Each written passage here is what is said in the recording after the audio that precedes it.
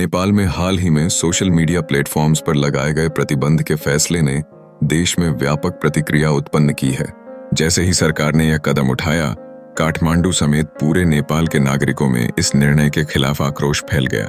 युवाओं और आम लोगों ने सड़कों पर उतरकर अपनी आवाज उठाई, यह दर्शाते हुए कि वे अपनी अभिव्यक्ति की स्वतंत्रता के प्रति गंभीरता से चिंतित हैं।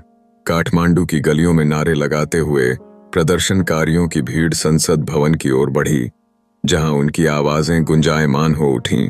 प्रत्यक्षदर्शियों ने देखा कि कैसे लोग एकजुट होकर अपने अधिकारों की रक्षा के लिए खड़े हुए। संसद के बाहर जमा हुए लोग सरकार के खिलाफ जिंदाबाद के नारे लगाते रहे। उनकी भक्ति और प्रेरणा स्पष्ट रूप से दिख रही थी। सुरक्षा बलों ने स्थिति को नियंत्रित करने की कोशिश की, लेकिन भीड़ का गुस्सा और अधिक बढ़ गया।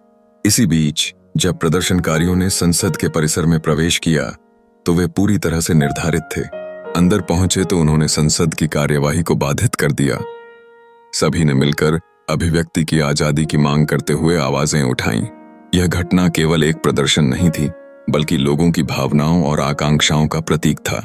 देश में सरकार ने अफवाहों और भ्रामक सूचनाओं को रोकने के नाम पर यह कदम उठाए, लेकिन आम नागरिकों ने इसे उनकी स्वतंत्रता पर हमला मान लिया। विपक्षी नेताओं ने भी इस फैसले की कड़ी आलोचना की है। यहां तक कि संसद के भीतर भी इस पर चर्चा की गई।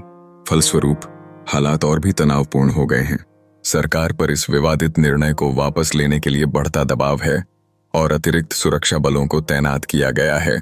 स्थिति काबू में लाने के प्रयास जारी हैं, लेकिन यह स्पष्ट है कि लोकतंत्र में अभिव्यक्ति की स्वतंत्रता पर चर्चा जारी है। इस पूरे घटनाक्रम ने यह प्रमाणित कर दिया है कि नागरिकों का धैर्य खत्म हो रहा है।